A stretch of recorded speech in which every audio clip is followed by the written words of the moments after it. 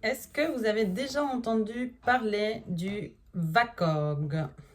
VACOG, c'est l'acronyme qu'on utilise en PNL pour désigner les 5 canaux sensoriels principaux, à savoir le canal visuel, le canal auditif, le canal kinesthésique, le canal olfactif et le canal gustatif. Donc nous appelons ça VACOG pour simplifier. Ce qui est important à comprendre, c'est que nous avons tous un ou deux, voire trois, ou de certains cas spécifiques plus, mais en règle générale, en moyenne, un ou deux canaux principaux.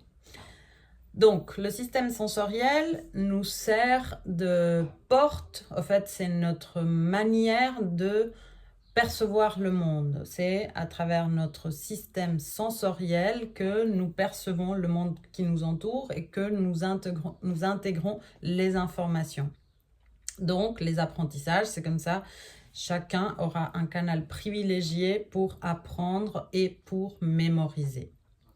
Donc, c'est hyper intéressant de découvrir quel est son propre canal ou ses canaux sensoriels privilégiés pour apprendre, pour faciliter justement l'école ou l'université, à faciliter l'accès et puis l'enregistrement d'informations. C'est aussi important en tant qu'enseignant, que ce soit à l'école primaire, secondaire, universitaire ou plus tard, d'avoir présent cette idée que pas tout le monde utilise le même canal pour la mémorisation. Donc c'est ce qui va permettre de proposer et de fournir différentes méthodes d'apprentissage qui utilisent différents canaux sensoriels, comme par exemple un support visuel que la personne peut voir, en même temps parler, en même temps montrer avec le propre corps ou bouger ou faire l'expérience. C'est multiplicité de l'utilisation de ces canaux qui va assurer à quelque part que la plupart des personnes aient pu bénéficier d'une bonne pédagogie, d'une bonne manière d'apprendre.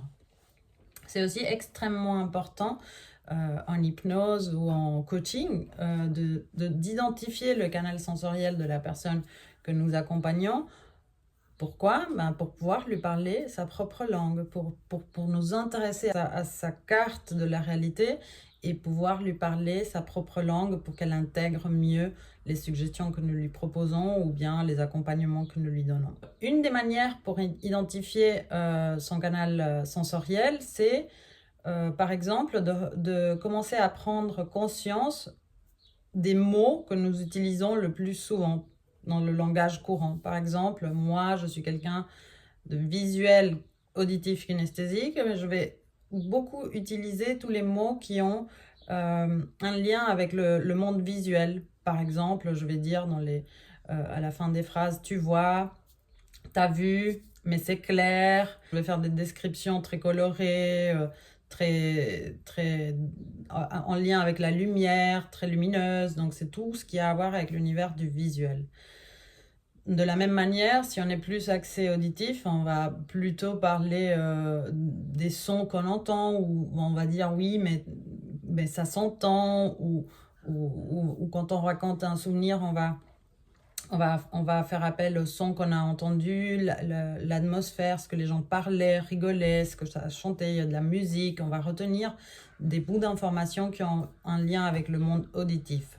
Et pour les kinesthésiques, ça sera par exemple non mais je la sens pas, ou ça va se voir, visuel, on va pouvoir le déterminer. Si on peut utiliser des verbes neutres, s'exercer aussi à utiliser des verbes neutres.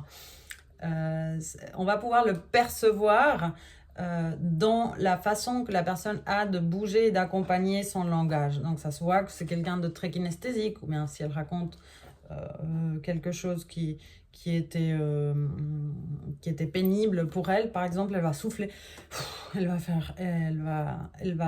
va se sentir. Elle va être dans la sensation, dans le monde du toucher aussi. Et puis c'est aussi important à savoir que, bon, évidemment, le gustatif et l'olfactif, ce sont rarement des sens principaux. Par contre, ils ont une puissance plus. Par exemple, le sens olfactif on sait que c'est le seul sens à aller directement, donc à aller directement au cerveau, ne passe pas par le thalamus. Et donc, qu'est-ce qui se passe, c'est que quand on fait appel à ce sens-là, c'est l'exemple typique des Madeleines de Proust, ou bien moi, quand j'accompagne de penser à cette odeur qu'il y avait à la maison de votre grand-mère ou une odeur de votre enfance, et qu'est-ce qui va se passer? Ça va tout de suite rappeler ou faire revenir le souvenir très rapidement. C'est très puissant. Donc, c'est un sens qui est intéressant à utiliser pour installer des états ressources et des bons souvenirs et puis des bonnes sensations à l'intérieur d'une personne pour les réinstaller. Donc voilà, c'était un petit parcours à travers le VACOG pour que vous compreniez de quoi on parle quand on parle VACOG et puis pour que vous puissiez comprendre aussi l'impact que ça a dans les accompagnements, mais aussi dans la vie de tous les jours pour apprendre et pour tout simplement communiquer avec l'autre d'une manière plus efficace, plus écologique. Et puis aussi parce que c'est de l'autoconnaissance et puis c'est la base pour tout développement personnel. Alors, je vous souhaite une très belle journée et comme d'habitude, si vous aimez mon contenu, n'hésitez pas à liker, à me suivre et je vous dis à très bientôt.